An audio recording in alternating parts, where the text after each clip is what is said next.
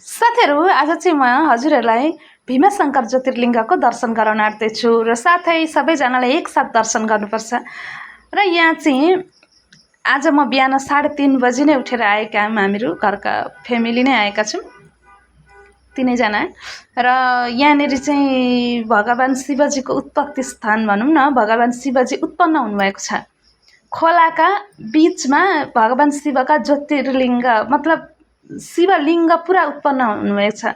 एकदम ढुङ्गाले म त मिलाएर काटेको बनाएको होला जस्तो लाग्थ्यो। अनि सोधेँ कि होइन रहेछ, एकदमै आफै उत्पन्न हुनुभएको अरे। यहाँनिर कुनै केही कसैले हात लगाएको पनि होइन अरे, कसैले केही अलिकति पनि ढुङ्गाहरू काटेको ओरेको केही छैन। मुठा चाहिँ एकदम जे जस्तो छन् ओरिजिनल छन्। र यहाँनिर भगवानको शक्ति पनि एकदमै दिव्य शक्ति अगाडिबाट एकदम।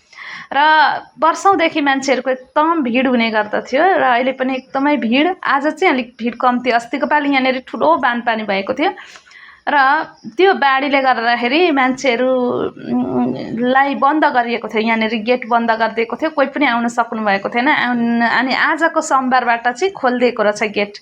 र सबैजना बाहिरका भक्तहरूलाई चाहिँ थाहा छैन यो गेट खोलिएको कुरो, नभए बाहिरदेखि धेरै टाढादेखि पनि आउनुहुन्छ। यहाँनिर एकदम मान्छेको लाखौँ लाखको भिड, 10 घन्टा 12 घन्टा लाइन लाग्दा बल्ल भित्र पुग्न पाइन्छ, त्यस्तो खालको छ। यहाँनिर चाहिँ साउनको महिनामा चाहिँ एकदम ठुलो मेला पनि लाग्छ। तलपट्टि मेला छ। अब मैले मेलाको चाहिँ फोटोहरू भिडियोहरू बनाइन। बहुत ठुलो बजार लागेको छ। यिनीहरू नै लाइन तलसम्म छ एकदम।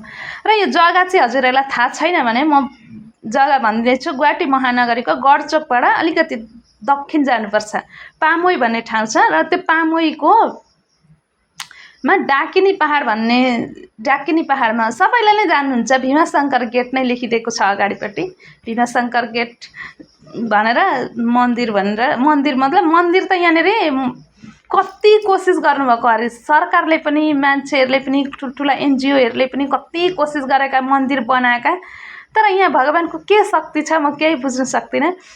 मन्दिर बनाउँछन्, राति नै भत्किन्छन् अरे। न त भगवानले यस्तै खालकोमा बस्न चाहनु भएको हो कि न के हो। कतिचोटि ट्राई गरेका अरे, कतिचोटि अनि अहिले चाहिँ त्यहाँनिर चाहिँ जहाँनिर उत्पन्न हुनुभएको छ त्यहाँनिर चाहिँ मन्दिर चाहिँ छैनन्। जस्तो छन् खोलाको बिचबाट पानी तलबाट झरनाबाट बगिरहेको छ र त्यो पानीको अलिकति माथिपट्टि ढुङ्गो यसरी उठ्नु भएको छ। त्यहाँनिर चाहिँ भिडियो, त्यो जग्गामा चाहिँ फोटो भिडियोहरू खिच्न पाइँदैन र त्यो कारणले गर्दा चाहिँ अब मैले भिडियो चाहिँ देखाउन सकिनँ हजुरहरूलाई। यहाँ बाहिरको दृश्य मात्रै देखाउँदैछु। र बोलबमका यात्रीहरू यति टाढादेखि कहाँदेखि आउनुहुन्छ। अब एकदमै भिड हुन्छ। आज चाहिँ भिड छैन। अब आज भर्खर आज खोलिदिएको हो नि त, सबैजनालाई थाहा थिएन। र यहाँबाट पसेर अनि यो यतापट्टि यसरी यहाँनिर चाहिँ धुप्दैन। अनि यहाँ मान्छेहरू यो पानी बग्दैछन्, यहाँदेखि माथि अलिकति माथिपट्टि चाहिँ भगवानको त्यो उत्पत्ति भएको हो। र यहाँनिर चाहिँ एकदमै शान्तिपूर्ण जग्गा छ। एकदम सबै नि त पहाडी जग्गा, यस्तो राम्रो शान्ति। गुवाहाटीभित्र भए पनि अब अलिकति निस्किँदा चाहिँ कस्तो छ, पल्युसनहरू छ। यहाँ चाहिँ पल्युसनहरू पनि भए जस्तो लाग्दैन। एकदम चिसो ठन्डा जग्गा, बसिरहँ जस्तो खालको लाग्छ।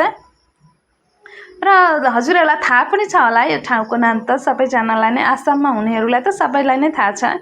र बाहिरबाट पनि गुवाहाटी तीर्थ आउन चाहनुहुन्छ भने